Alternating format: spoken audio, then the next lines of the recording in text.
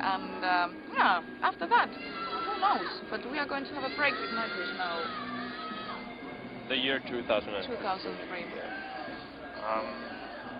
One source where that rumor came from was a band that was on tour with you. I'm just talking about that statement that Kimberly did on the Synergy homepage.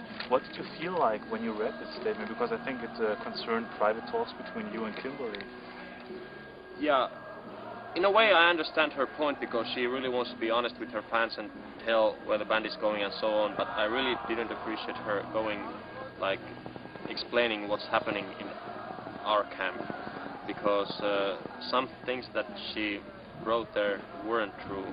She said that Nightwish was going to break up, which is absolutely not the case, so it's not her job to inform where we are going.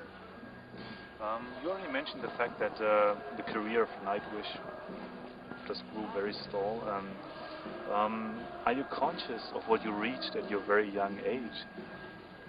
Oh, I'm not. I'm old witch.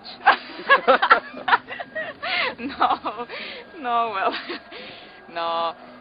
We are very old. We are very young still. I know that, of course, and they are, like, for example, now we have Marco with us, which is a little bit older guy and having two beautiful sons, and yeah, he has experience of life, of course, much more years than us, and it's something that it's like a fairy tale, this whole story of Nightwish. It has been during these 5 years. Nobody expected anything like this to happen. No success, nothing like that.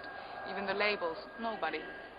So we are living this dream and we are following this, and every day is a surprise and every day has to be taken as it is.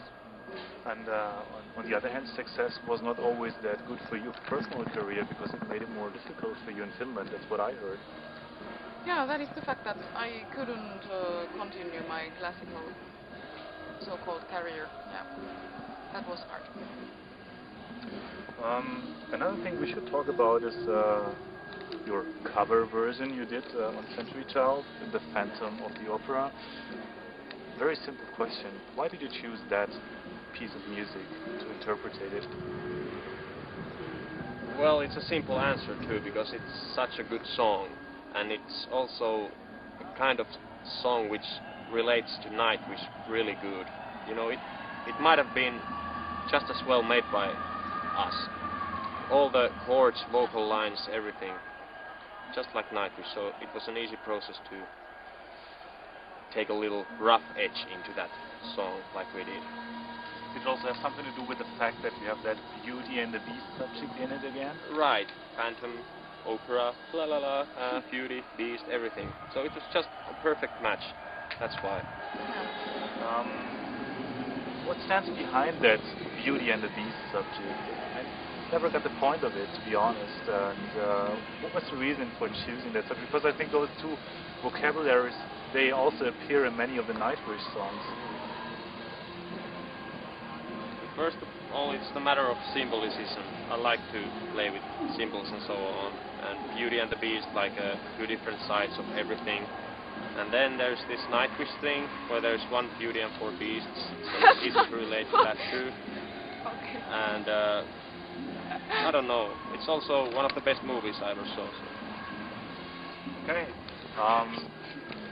It's very interesting to have you both here at the moment, because many fans identify Nightwish with you person, and you are the creative person behind everything. So it would be very interesting to get to know how would you characterize each other. So what is Tuomas' opinion about Tarja? Okay. Now tell everything. I think Tarja is one of the most charismatic persons I've ever met. You know, every time she enters a room or a stage, she fills the whole area, if you know what I mean. So she really has that inner charisma in her. And for me, she's also like the best interpreter of my music and my feelings. And for that, I owe her a lot. The other way around? Wow. Well, when I got to know Tuomas, we were quite young already. We were something like 12 years old, but I didn't know him so well, and I may say that I know him pretty well now during these 5 years we have been together. But the fact that he's always a mystery. He has always inside of him a mystery, and that's one of his richness. How can I say that? It's the best thing to have. Not to give all for everybody, to keep yourself as you are. And yeah, I am. He's making me surprised. Each of the album, for example, Career of Nightwish, is like there is no way back. He's always following his dream, and I really appreciate it a lot. Very strong person. We've already been talking about the fact that Marco is new in the band, and you mentioned that he's singing for 15 years now, and you're doing that in that style of music for 5 years.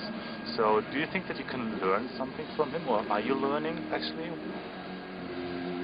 He's so free, I think. He's unbelievable. He's so free, and that's something to learn.